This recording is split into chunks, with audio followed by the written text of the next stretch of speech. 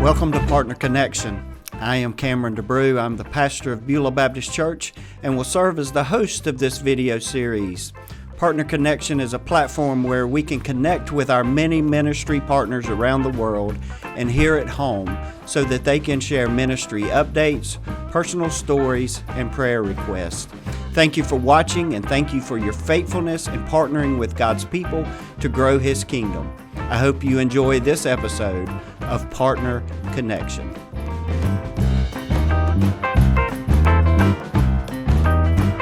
I am so excited today to have with me a young lady that I met about 5 years ago through a prayer card that I received from the South Carolina Baptist Convention of people that were serving all around our world. They were all from South Carolina, and I was able to pray for Candie, who was serving in South Asia.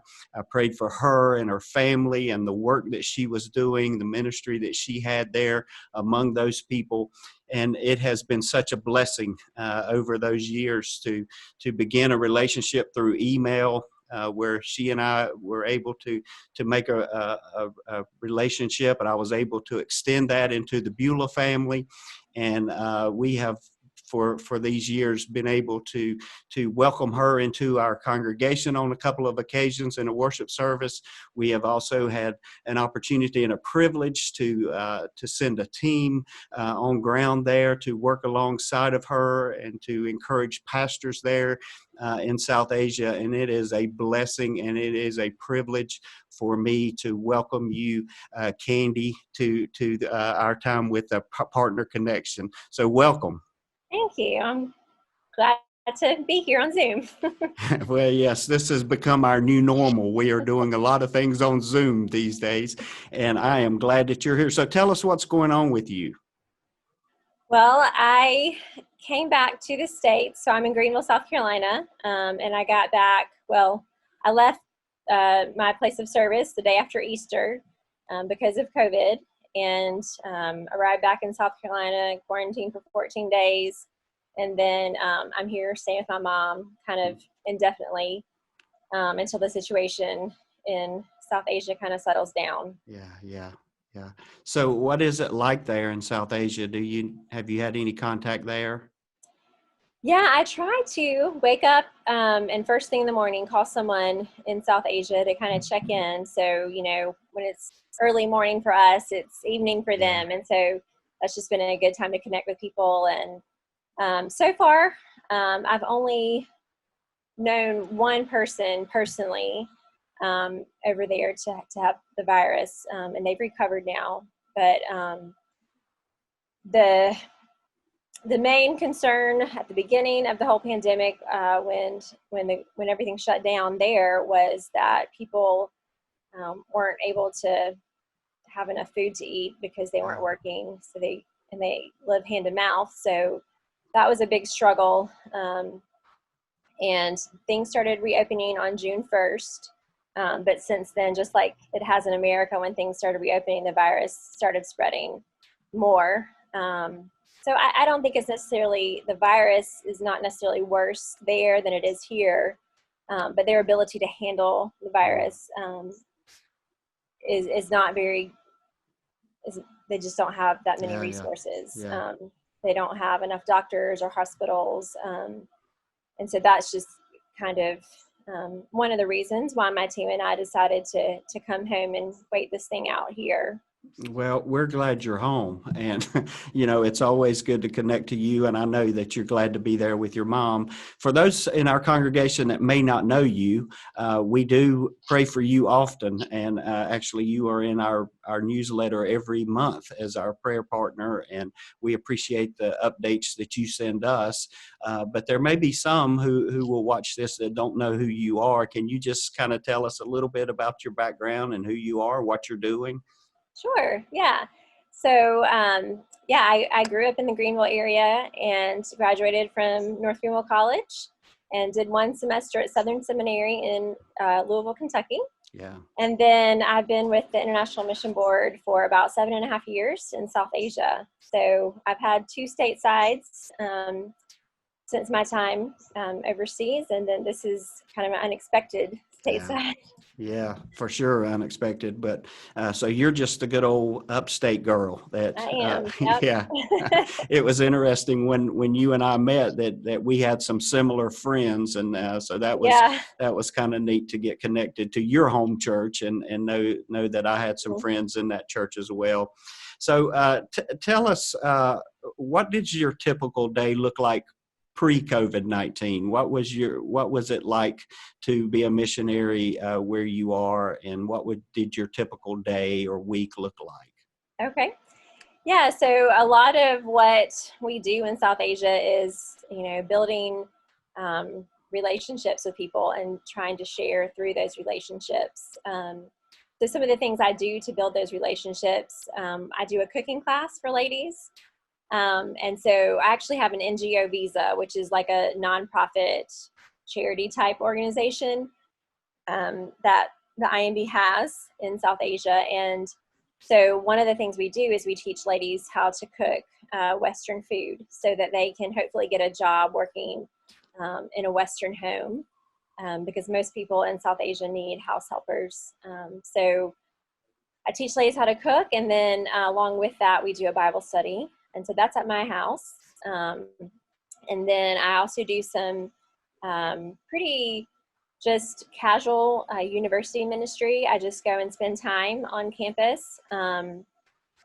About a year ago, the security got a little bit more strict. And so I had to actually enroll in a class to be able to continue having access to the campus. So I enrolled in a language class. So, that's been good to both improve my language skills and to continue to share on that campus. And with those girls, I also will go to their homes for meals, and they'll come to my house every year for a Christmas party. And then I do a kids class, kind of like a Bible club for kids, 2 days a week. So I have the girls on one day and the boys on another day. And then outside of that, I do several other just one-on-one or small group Bible studies. So I think I have one Bible study that I meet with 2 other people, and there's about 4 other girls. And sometimes it's just one other person. Yeah. So it's just a bunch of kind of relationship type ministry. So can you tell us a little bit about the population? Are there many Christians there? Is it, it's, if you haven't been overseas, you really, it's hard to understand. I would assume that it's a majority Muslim, and I just wonder, is Christianity taking hold? Is the gospel spreading there? Yes. So, like you said, it is majority Muslim, and the capital city where I live, there's between 17 and 18 million people. So it's a highly dense population. And there's also a percentage of Hindus and Buddhists, and then less than 1% Christian. Okay. So there are quite a few churches, maybe more churches than you might think in the city, but compared to how many people there are in the city, it's not a lot at all. Yeah. So one of the things that my team is doing is we are trying to get a healthy church in every ward. So kind of like New Orleans has wards, the city that we work in is divided into wards. And so we've all got a couple wards that we're working in to try to, if there's already churches in those wards, to just help those churches get built up to become more healthy. And if there's not a church there, to try to get one started. Yeah. So thanks to you, and thanks to the opportunity that I had to come be with you, we were able to meet some very strong Christians and some pastors who were really doing a lot to spread the gospel throughout that region, and we are praying for them. And I'm so thankful to have those connections with those folks, even though I can't communicate with them because they don't speak English. And so we just kind of send a hello to each other on Facebook or something. But it is a blessing to be able to put a face to those pastors who are serving so diligently. So I don't want to take a whole lot of time, but and I'm not asking you to predict the future, but what do you think your ministry will look like now or when you return? Yeah, there's a lot of unknowns, like there is for everyone. I mean, I'm trying to keep up with a small group of people on the phone every morning. I'm calling and talking with someone there, just trying to pray with them or share some scripture with them, to stay in touch with them. And sometimes it's just being a listening ear. But it's also been a blessing for me because they're so concerned about us here in America too. And like you said, just really encouraged and convicted at the same time, to see how much the believers there have gathered together on Zoom usually to pray. And so that's been an encouraging thing to know that, that God is still at work. But as far as when I get back to being on ground, I have a lot of questions about when things will be safe to be able to go into people's homes again, because most people just live in one room, and with the population being, so dense, it's pretty much impossible to social distance anywhere. Yeah. So, and just wondering about if I do the kids' classes, I could give them hand sanitizer coming in the door, but if I start giving out masks, I have a potential of getting overwhelmed. Yeah. So that would be, I guess, a prayer request that I have would just be for wisdom to know how to handle those kind of situations that, and I'm sure there's going to be situations that I haven't even thought of yet that will arise when I get back. So.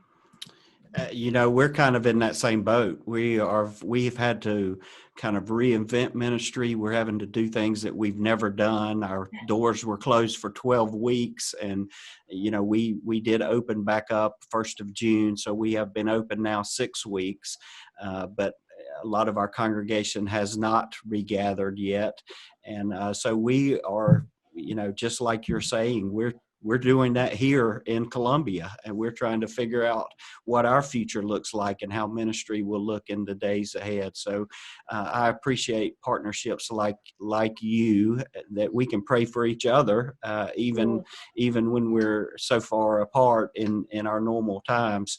So that leads me to my last question. How can we pray for you specifically, and how can we continue to partner with you? And this is what I'm asking all of our partners. We kind of had an idea how we could partner with you when times were different. And so maybe I'm asking you to predict the future again, but we want to stand with you, and we want to stand beside of you during these uncertain times as well. And so if there are some things that maybe you can think of now that you could share with us, we would love to hear that. And if there's any specific prayer requests that you might have from us. Okay. Thank you. Yeah. I mean, I always tell people that praying for me and for South Asia is the greatest thing that you can do. And then if you write me to tell me that you prayed, that's even better. I love getting, emails or replies to my newsletters. That really encourages me more than I can really express to people, because sometimes I do feel very alone. Oh, sure. But praying, and I know that it's hard to pray when you're not necessarily being able to see the answers to your prayers, but I also have to believe that we will see fruit one day. And then giving to Lottie Moon. You may have heard that, just like every business, every church, everyone is kind of struggling financially right now, and the IMB has also incurred these expenses that they didn't know they were going to have, because so many of us came home during this pandemic. So those were not in the budget, but the IMB graciously, provided a way for us to come home. So giving to Lottie Moon, you can do that online. You can send a check in the mail. And then, I think prayer request for me would just be wisdom to know how to spend this time here in the States, and And then when it's time to go back, wisdom to know how to re-engage with people there, safety, and things like that. So I think we probably had the same prayer request. Yeah. Well, we are privileged to be partnered with you, and we are thankful for the connections that we've made, not only with you, but through so many others, because of the relationship we have with you. You know, you mentioned churches in the city where you are. I actually get their live stream of some of their the churches that we visited when we were there. So I get to watch them worship and see my friends preach. I can't understand anything they're saying, but I do get to see their faces and comment in the box to say hello and greetings to them. So we're so thankful for the years that God has given us with you. We want to assure you that we are standing with you and we are praying for you, and we want to help you in any way that we can in the days ahead. And I appreciate you joining us today. I appreciate you reaching out and letting us kind of get caught up with what's going on in your life right now, as we're all kind of sitting around watching our computer screens more and more today. But thank you for joining us. Thank you so much for having me. And I hope we can do this a little more often than that maybe this is pretty easy, so we can try this again later. Well, thank you for joining us, Candie. God bless you. Thank you.